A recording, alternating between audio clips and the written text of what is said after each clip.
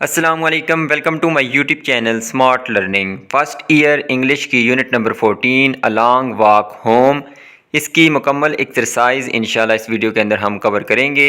सबसे पहले ग्लॉसरी के अंदर कुछ वर्ड्स हैं, उनके मीनिंग देख लेते हैं। पहला वर्ड है डिस्ट्रेसिंग। ठीक है, डिस्ट्रेस कहते हैं परेशान करना, तो डिस्ट्रेसिंग परेशान कुन या तकलीफ दे। फीबल कहते हैं कमज़ोर को, तो फीबली कमज़ोरी से। ठीक है, एडवर्ब बन गया है। गैराज कहते हैं जी जहाँ पे ऐसी जगह जहाँ पे वर्कशॉप वगैरह होती है गाड़ियों की, या गाड़ियाँ वगैरह रिपेयर होती हैं, उसको गैराज कहते हैं। गिल्ट कहते हैं गुनाह, नदामत, कसूर या एहसास जुर्म। रिग्रेट नदामत वगैरह या जुर्म का एहसास होना। हार्डली बमुश्किल, मुश्किल से।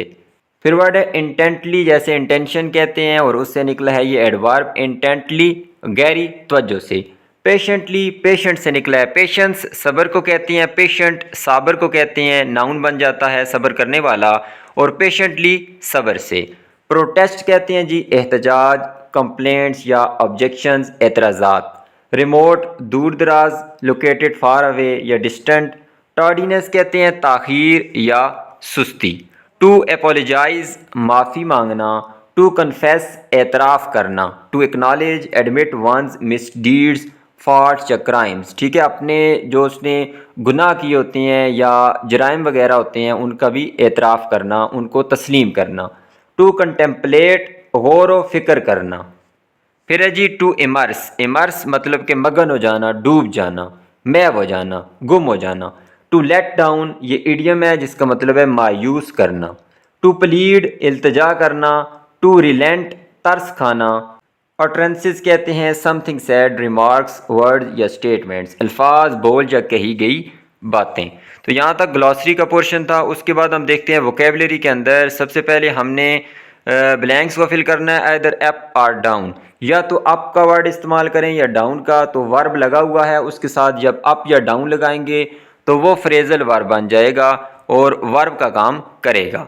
तो अब देखते हैं जी जुमले। यहाँ पे दूसरे से इसने स्टार्ट किया है। पहला यहाँ पे नहीं है, I did not here what you said, मैंने नहीं सुना क्या तुमने कहा। स्पीक अप अ लिटल, थोड़ा सा ऊंचा बोलो, तो स्पीक अप। ठीक है, स्पीक के साथ वर्ड आ गया अप। फिर है जी I don't trust him at all, मैं बिल्कुल भी उस पर यकीन नहीं करता। Make sure everything is put down. Put down मतलब कि लिखी हुई हो। पेन डाउन जैसे हम कहते हैं पेन डाउन, तहरीर करना।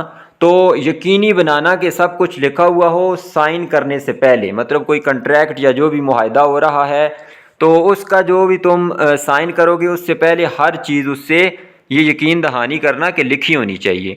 उसके बाद फोर्थ नंबर है when you go to London for the meeting please remember to bring up. Bring up जिसका मतलब है आवाज़ उठाना। तो अगर जब तुम लंदन जाओगे मीटिंग के लिए तो मेहरबानी करके इस पे आवाज़ उठाना। किस पे? द होल इशू ऑफ पे कट्स, जो सैलरी के अंदर उन्होंने कटिंग की है उस पे आवाज़ उठाना। The speed limit is only 50 miles per hour along the road, slow down a bit. जो स्पीड की लिमिट है वो सिर्फ 50 मील पर घंटा है, तो मेहरबानी करके थोड़ा सा आहिस्ता कर लो। डोंट गेट सो एक्साइटेड, इतना पुरजोश मत हो। आर का यहाँ पे मतलब है वरना। वरना यू विल नॉट या वोंट इसकी कंट्रैक्शन है परफॉर्म एट योर बेस्ट, तुम जो है ना अपना बेहतरीन जो खेल है वो पेश नहीं कर पाओगे। काम डाउन, पुरसकून हो जाओ। I can't believe you did not back me up. अच्छा, बैक अप ये असल में फ्रेजल वर्ब है, इसके अंदर ये प्रोनाउन आ गया है कि तुमने साथ नहीं, तुमने साथ और आगे नेगेटिव है तो नहीं दिया। तो बैकअप का मतलब है साथ देना या तायीद करना। तो मैं यकीन नहीं कर सकता कि तुमने मेरा साथ नहीं दिया इन माई आर्गूमेंट, जो मेरी बहस हो रही थी with mister Dawood, mister Dawood के साथ। I thought you were on my side, मैंने सोचा था कि तुम मेरी तरफ हो। तो बैक अप साथ देना। तो did not back me up मेरा साथ नहीं दिया। The bridge was not destroyed in the storm, जो पुल है वो तबाह नहीं हुआ था तूफान में। The army blue it up before leaving the city. तो ब्लो अप असल में वर्ब होता है। ब्लो अप का मतलब है एक्सप्लोड करना, ठीक है, धमाके से तबाह करना। तो इट लगा है ब्रिज की जगह, मतलब ब्लू इट अप, ये इसकी पास्ट फॉर्म बन गई है। ब्लो की पास्ट फॉर्म ब्लू, तो blue it up. Blow up का मतलब है जैसे धमाके से तबाह करना। तो जो है वो तूफान में तबाह नहीं हुआ बल्कि इस शहर को छोड़ने से पहले आर्मी ने इसको धमाके से तबाह किया। 9 नंबर है, go up to that policeman and ask him where we can find the museum. तो गो के साथ अप इसलिए आया क्योंकि गो अप टू समवन अगर इस तरह फ्रेज हो तो इसका मतलब है कि करीब जाना, किसी के पास करीब जाना, किसी से बात शुरू करना, मतलब कुछ पूछने के लिए। तो go up to that policeman, उस पुलिसमैन से के पास जाओ और आस्क हिम और उससे पूछो। फिर 10वां है, if you don't get this contract, अगर हमें ये जो कंट्रैक्ट है वो नहीं मिलता, we may have to sell up and move to another town, जो हमें क्या करना पड़ेगा, सारा कारोबार या जायदाद बेचनी पड़ेगी और दूसरे टाउन मुंतकिल होना पड़ेगा। फिर 11वां है, if you break down these figures, तो ब्रेक के साथ डाउन आया है। ब्रेक डाउन का मतलब है छोटे हिस्सों में तकसीम करना, छोटे इज्जा में। अगर ये जो एदाद व शुमार हैं इनको हम जो है ना जेंडर वाइज तकसीम करें, जेंडर का मतलब है कि जिन्स वाइज मेल और फीमेल अलहदा करें, you can see how women have been affected more by this policy, तो तुम देखोगे कि औरतों को कितना नुकसान हुआ है या कितना असर हुआ है उनका इस पॉलिसी से, कितनी वो जेर असर आई हैं इस पॉलिसी के। तो ब्रेक डाउन आएगा, ब्रेक अप नहीं आ सकता। ब्रेक अप भी फ्रेजल वर्ब होता है जिसका मतलब है जैसे ब्रेक अप करना, रिश्ता ख़त्म करना, ताल्लुक ख़त्म करना। इस तरह ब्रेक इन भी हमने पढ़ा था, ये शायद 2nd चैप्टर के अंदर, जहाँ पे चोर जो है घुसे थे कहीं और पुलिस ने क्या किया थी, इन्वेस्टिगेशन की थी। तो ब्रेक इन इमारत में ज़बरदस्ती घुसना, जैसे चोर घुस जाएं इमारत में तो उसके लिए ब्रेक इन का वर्ड यूज़ करेंगे। फिर 12वां है, they are knocking the old hospital down because they say it is in a dangerous condition. Knock down ये असल में वर्ब है, नॉक डाउन फ्रेजल वर्ब है जिसका मतलब है तबाह करना या इमारत गिराना। वो हॉस्पिटल की इमारत को गिरा रहे हैं क्योंकि वो कहते हैं कि ये खतरनाक हालत में है। तो यहाँ पे मैंने दा जो है एक आर्टिकल हमने पढ़े थे 5th चैप्टर के अंदर, वहाँ भी इस तरह का आर्टिकल आया था कि हॉस्पिटल के साथ हमने आर्टिकल इस्तेमाल नहीं किया था। तो हॉस्पिटल या स्कूल या इसी तरह मस्जिद, कोई ऐसी जगह जहाँ पे कुछ होता हो, जैसे हॉस्पिटल के अंदर ट्रीटमेंट होता है, स्कूल के अंदर पढ़ाई होती है, मस्जिद के अंदर इबादत होती है, अगर वो अपने बुनियादी मकसद के लिए इस्तेमाल हो, ट्रीटमेंट के लिए हॉस्पिटल, एजुकेशन के लिए स्कूल, इबादत के लिए मस्जिद, तो उनके साथ हम कोई आर्टिकल इस्तेमाल नहीं करते, मतलब दा वगैरह इस्तेमाल नहीं करते। लेकिन अगर अपने प्राइमरी मकसद के लिए इस्तेमाल ना हो तो वहाँ पे हम हॉस्पिटल के साथ भी, स्कूल के साथ भी, मस्जिद के साथ भी दा का इस्तेमाल करते हैं। तो यहाँ देखें कोई ट्रीटमेंट वाला तो नहीं है, हॉस्पिटल यूज़ हुआ है लेकिन यहाँ पे कोई इसका मकसद ट्रीटमेंट्स के साथ इसका कोई ताल्लुक नहीं है, इस वजह से हमने दा इस्तेमाल किया है। ओल्ड तो यहाँ पे क्या है, एडजेक्टिव है। फिर है जी 13वां, 3 of the oldest trees were blown down. Blown down दबाव से किसी चीज़ को गिरा देना, जैसे हवा वगैरह से, तो तेज़ हवा चली उससे 3 जो है पुराने दरख्त जो है वो गिर गए। There is a lot of government help these days for anyone who wants to set up their own business. तो सेट के साथ अप आया है क्योंकि सेटअप कहते हैं किसी चीज़ को कायम करना, शुरू करना कारोबार के लिए, तो यहाँ पे हमने सेट अप का इस्तेमाल किया है। फिर कुछ हमारे पास इडियम्स आ गए हैं जो किससे रिलेटेड है, वेदर से रिलेटेड, लेकिन इनके मीनिंग जाहिर सी बात है कुछ और होंगे। अब इनके मीनिंग मैंने साथ लिख दिए हैं, फिर ब्लैंक्स को भी देखते हैं कि कहाँ पे कौन सा इडियम यूज़ होगा। अंडर द वेदर का मतलब है थोड़ा बीमार महसूस करना या बीमार महसूस करना। Rain on someone's parade, rain on someone's parade का मतलब है किसी की खुशी को ख़राब कर देना, कोई खुश हो रहा हो और कोई ऐसी बात कर देना जो उसकी खुशी पे पानी फिर जाए, मतलब उसको कोई बात फिर बुरी लगे। Every cloud has a silver lining, हर मुश्किल में आसानी होती है। उसके बाद है head in the clouds. Head in the clouds का मतलब है जी ख्वाबों में गुम रहना, ठीक है, दुनिया को कुछ ना सोचना, जो हकीकत है उसको ना सोचना, बल्कि ख्वाबों ख्यालों में ख्याली पुलाव बनाते रहना। Storm in a tea cup, बात को बढ़ा चढ़ा कर बयान करना, एग्जेजरेट करना, इतनी बात ना हो लेकिन उसको बात का बतंगड़ बनाना, जैसे हम कहते हैं, तो storm in a tea cup. Get wind of something, किसी बात का पता चलना, किसी बात का पता चलना। It never rains but it pours, इसका मतलब है जी मुसीबतें गट्ठी आती हैं या मुसीबतों का गट्ठे आ जाना। अंडर अ क्लाउड कहते हैं जी बदनामी या शक की जद में। हार्ट अंडर द कॉलर का मतलब है गुस्से में, angry. Blow hot and cold, इसका मतलब है कभी गर्म कभी सर्द, कभी ये हम इसका लफ्सी मतलब ले सकते हैं लेकिन इसका भी मतलब मिलता जुलता है, ये आसान है कि उसके मिजाज का पता ना होना, मिजाज कभी कुछ होना कभी कुछ होना, इंसान एक्सपेक्ट नहीं कर सकता, उसका मिजाज बदलता रहता है। उसके लिए वर्ड यूज होता है blow hot and cold. Make heavy weather of something, आसान काम को मुश्किल बनाना, ठीक है, आसान काम को किसी भी तरीके से मुश्किल बना देना। Any port in a storm, मुश्किल वक्त में कोई सहारा लेना। तो अब जुमलों की मुनासबत से इन जो हमारे पास जितने भी शायद ये 12 हैं, तो 12 का इस्तेमाल करेंगे ईडियम्स का। I only touched his new car and he went crazy, मैंने सिर्फ छुई उसकी कार को, सिर्फ छुआ था और वो क्या हो गया, मतलब पागल हो गया, एकदम से शोर करने लगा या पागल हो गया, दीवानापन शो करने लगा। He is over protective of it and made a real storm in a T cup. तो storm in a T cup का क्या मतलब है, बात का बतंगड़ बनाना, बात को बढ़ा चढ़ाकर बयान करना। मतलब सिर्फ मैंने छुआ ही था और वो इतना जो है ना क्रेजी हो गया, तो वो असल में क्या कर रहा है, बात को बढ़ा चढ़ाकर बयान करता है। उसके बाद दूसरा, he has been under a cloud ever since he was caught cheating in the exam. तो जब से वो पकड़ा गया था एग्ज़ाम के अंदर नकल करते हुए, तब से वो जो है अंडर अ क्लाउड है, मतलब कि शक की जद में है, ठीक है, उसके ऊपर दाग लगा हुआ है, वो बदनामी की जद में है। और यहाँ पे एक और बात आपने याद रखनी है कि ये जो इनडेफिनेट प्रोनाउन होते हैं, एवरीवन, एनीवन, एनीथिंग, एवरीथिंग, तो इनके साथ जो भी वर्ब हम यूज़ करते हैं वो कैसा वर्ब होता है, सिंगुलर वर्ब होता है। मतलब देखें, लुक के साथ एस या ई एस का भी हमने इजाफा किया है, या अगर हम लगाते इज लगाते या वाज लगाते। तीसरा है, if you are feeling a bit hot under the collar go and have a walk around block, get some fresh air and try and calm down a bit. Heart under the collar का मतलब है कि गुस्से में होना। तो अगर तुम गुस्से में हो थोड़ा बहुत, तो जाओ जो है ना उस ब्लॉक के पास, उस बिल्डिंग के पास, और ताज़ा हवा लो और पुरसकून हो जाओ। चौथा है, are you feeling a bit under the weather, you have been looking a bit tired. तो अंडर द वेदर पहला हमने पढ़ा था, जिसका मतलब है बीमार महसूस करना। तो क्या तुम जो है बीमार महसूस कर रहे हो, you have been looking a bit tired, तुम थोड़े बहुत जो है वो थकावट या थके हुए दिखाई देते हो, एंड इल और बीमार। तो बस इससे आपको मतलब पता चल गया है।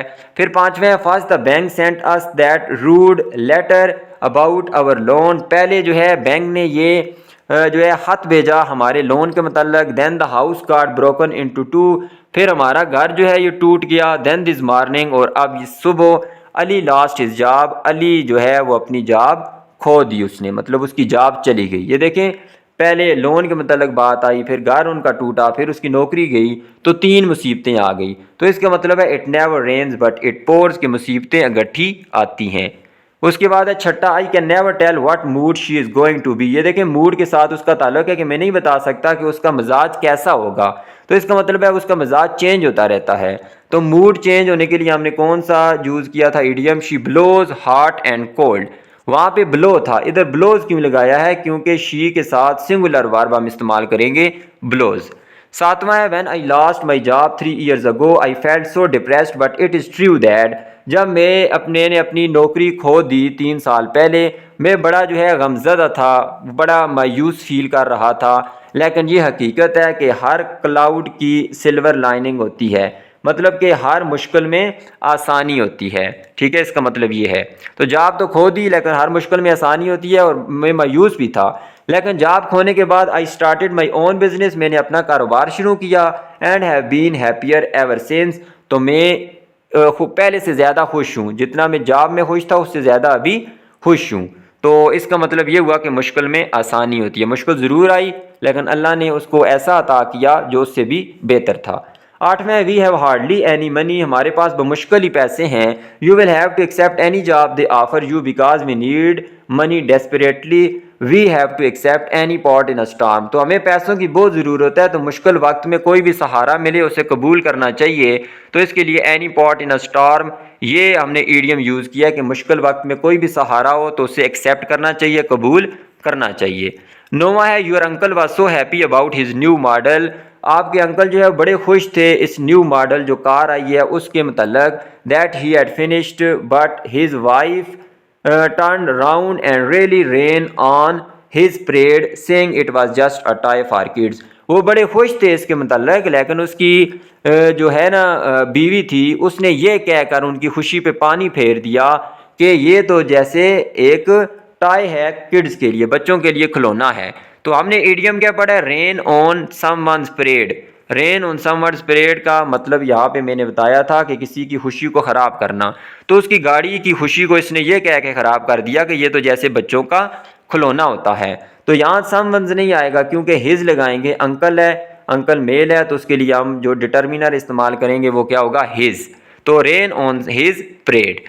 फिर 10वां है, it was only 5 miles to the next hostel but we made heavy weather. Make heavy weather था तो मेड इसकी पास्ट फॉर्म मैंने लगा दिया, पास्ट टेंस था। मेड हैवी वेदर मतलब कि आसान काम को हमने मुश्किल बना दिया। किसकी वजह से, जो वेट था थैलों का उसकी वजह से। And took nearly 3 hours to get there, और वहाँ पहुँचने में हमें कितने घंटे लगे, तकरीबन 3 घंटे। तो 5 माइल्स तो 3 घंटे नहीं लगने चाहिए थे, लेकिन वेट की वजह से हमने मुश्किल काम को, आसान काम को मुश्किल बना दिया। फिर 11वां है, I never knew about the chance of a new job at all, I only get wind of it. तो गेट विंड ऑफ समथिंग था असल में वर्ब, लेकिन इट मैंने क्यों लगाया, क्योंकि यहाँ जॉब है, तो जॉब के लिए मैंने ये प्रोनाउन इस्तेमाल किया इट। तो मुझे पता लगा इसका फ्रॉम सानिया, सानिया से, किसका, जॉब का। तो समथिंग असल में मुहावरा क्या, गेट विंड ऑफ समथिंग, किसी चीज़ का पता लगना। तो यहाँ पे चूंकि जॉब है तो इसलिए हम क्या इस्तेमाल करेंगे, प्रोनाउन इस्तेमाल करेंगे इट। फिर 12वां है, Samia always has her head in the clouds. तो जाहिर सी बात है यहाँ वर्ब भी इस्तेमाल करेंगे हैज़, और फिर हर हमने किसके लिए इस्तेमाल किया, सामिया के लिए। हेड इन द क्लाउड्स, ख्वाबों में गुम होना। A real dreamer who finds it difficult to accept the mundane in life, she is a typical teenager. तो वो जो है ना मुश्किल ही कबूल करती है, जो भी ज़िंदगी के अंदर ये दुनियावी मामलात होते हैं उनको नहीं देखती, बल्कि क्या करती है, ख्वाबों में गुम रहती है हमेशा। नेक्स्ट हम चले जाते हैं जी, ग्रामर का पोर्शन है। तो जो एसएसटी जनरल की तैयारी कर रहे हैं या इसके अलावा भी जो फर्स्ट ईयर के स्टूडेंट्स हैं, तो मेरा एक एसएसटी जनरल का कोर्स भी है, उसके अंदर ये मैं करवा के आ चुका हूँ, क्योंकि साथ मैंने देखे लिखा हुआ है नोट्स। तो मैं ज़रा वो नोट्स भी आपके साथ शेयर कर देता हूँ, और उन वीडियोस का लिंक भी यहाँ पे शेयर कर देता हूँ पूरे कोर्स का। वहाँ जाके आप मज़ीद डिटेल के अंदर इनके कंसेप्ट्स भी देख सकते हैं। ये आर्डर ऑफ एडजेक्टिव, इसके बाद ये एडजेक्टिव की डिग्रीज़, फिर एडजेक्टिव की टाइप्स, ये सारी चीज़ें आप वहाँ पे देख सकते हैं। तो पहले मैं आपको नोट्स बता देता हूँ, फिर हम चले जाएंगे, फिर वापस आ जाएंगे एक्सरसाइज पे। ये देखें लेक्चर नंबर 7, 8 और 9 के अंदर शायद आपको ये एडजेक्टिव की टाइप्स, उसके बाद कंपैरेटिव डिग्री मिलेगी और आर्डर ऑफ एडजेक्टिव। तो ये सारी टाइप्स मैंने यहाँ पे एक्सप्लेन की हैं। Adjective of quality, adjective of quantity जो मिकदार को बताती है, और एडजेक्टिव ऑफ नंबर। इनमें आपने फ़र्क करना है, क्योंकि अभी हम देखेंगे इसमें जो क्वांटिटी होगी वो हमें बताएगी हाउ मच, और किसके लिए आएगी, अनकाउंटेबल नाउन्स को डिस्क्राइब करेगी, क्योंकि एडजेक्टिव किसको डिस्क्राइब करता है, नाउन को। तो अगर अनकाउंटेबल नाउन्स के लिए आया तो वो एडजेक्टिव ऑफ क्वांटिटी होगा। जैसे कि यहाँ पे मैंने कुछ लिखे भी हैं, enough food, little patience, much sugar, some money. और यहाँ पे देख लें उसके बाद जो एडजेक्टिव किसके लिए होगा, नंबर के लिए। अब सम देखें, या कुछ तरह इस तरह के और भी एडजेक्टिव हो सकते हैं जो दोनों के लिए हो सकते हैं। सम मैंने ऊपर भी इस्तेमाल किया था, सम मनी, क्योंकि यहाँ मनी अनकाउंटेबल है। अगर कुछ ऐसी चीज़ आ जाए जहाँ पे हम उसको गिन सकते हैं, जैसे सम एप्पल्स, तो एप्पल्स गिन सकते हैं, इस वजह से ये एडजेक्टिव ऑफ नंबर होगा। तो ऐसा एडजेक्टिव जो काउंटेबल नाउन होती हैं, कि एडजेक्टिव ऑफ नंबर कौन सा होगा और क्वांटिटी कौन सा होगा। तो काउंटेबल के साथ उसको अगर कोई तादाद वगैरह हुई तो फिर वो क्या होगा, एडजेक्टिव ऑफ नंबर होगा। अगर अनकाउंटेबल के साथ हुआ तो एडजेक्टिव ऑफ क्वांटिटी होगा।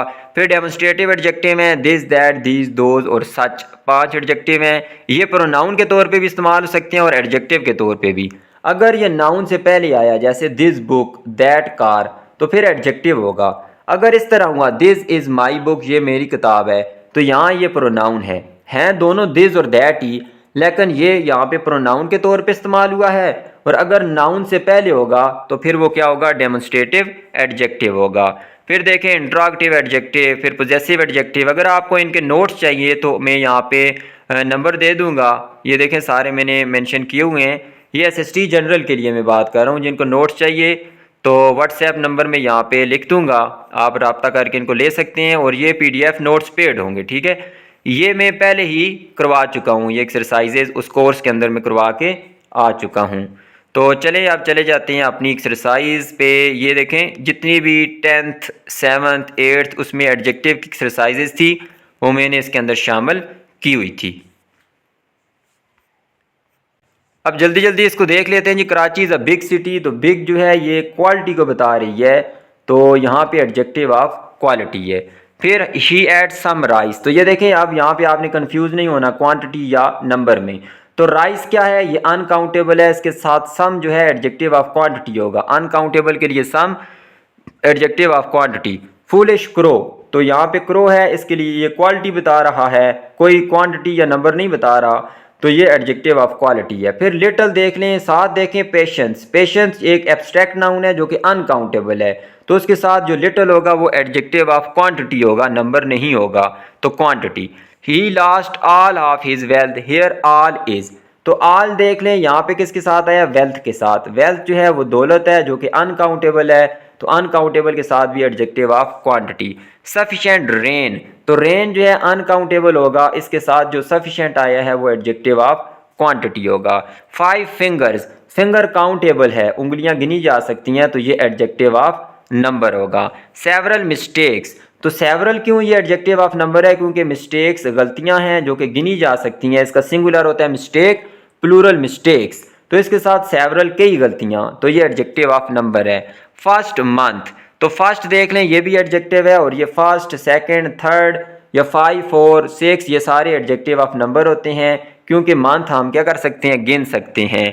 फिर एवरी सिटीजन, इस तरह एवरी, ईच, एनी, नेदर, ये सारे जो है डिस्ट्रीब्यूटिव एडजेक्टिव होते हैं। सिटीजन शहरी नाउन है, इसके साथ एवरी जो आया है ये क्या है, डिस्ट्रीब्यूटिव एडजेक्टिव। फिर नेदर एक्विजिशन इज ट्रू, तो नेदर जो है ये भी हमारे पास डिस्ट्रीब्यूटिव एडजेक्टिव है। इसके अलावा ईच भी डिस्ट्रीब्यूटिव एडजेक्टिव है, एनी भी डिस्ट्रीब्यूटिव एडजेक्टिव के तौर पे इस्तेमाल होगा। फिर ये मैंने आपको लास्ट में बताया था demonstrative adjective, this, that, these, those और सच, और याद रखना है इनके बाद नाउन आए तो तब ये एडजेक्टिव होंगे। तो दोज एप्पल्स, तो ये दोज क्या है, डेमोस्ट्रेटिव एडजेक्टिव। फिर लास्ट में हम देख लेते हैं जी कंपैरेटिव और सुपरलेटिव डिग्री का इस्तेमाल। कंपैरेटिव डिग्री कब हम इस्तेमाल करेंगे, जब दो चीज़ों के दरमियान कंपैरिजन होगा। अगर दो से ज़्यादा चीज़ों के दरमियान कंपैरिजन होगा तो सुपरलेटिव डिग्री इस्तेमाल होगी। अगर सिर्फ एक चीज़ की क्वालिटी बताई जाए या कोई भी चीज़ बताई जाए, एक चीज़ के बारे में बात हो, तो वहाँ पे पॉजिटिव डिग्री इस्तेमाल होती है, पहली डिग्री। तो यहाँ देखें, her dash score at bowling was 200, उसका जो हाईएस्ट स्कोर है बॉलिंग में वो 200 था, ठीक है, उसका हाईएस्ट स्कोर बॉलिंग में 200 था। तो मतलब जितनी भी उसने बॉलिंग की है उसमें सबसे हाईएस्ट, तो मोस्ट हाई तो आ ही नहीं सकता, क्योंकि हाई की जो सुपरलेटिव डिग्री होती है वो हाईएस्ट होती है, मोस्ट हाई नहीं होती। तो ये सेकंड ऑप्शन ठीक है। फिर है it goes without saying that Nasir's hand was dash than mine, तो नासिर का हाथ और मेरा हाथ दो चीज़ों का कंपैरिजन है, इस वजह से लार्जर आएगा। मोर लार्ज नहीं हो सकता, क्योंकि लार्ज जो है वो उसके साथ जो हमारे पास कंपैरेटिव डिग्री बनती है वो आर लगाने से बनती है, लार्जर।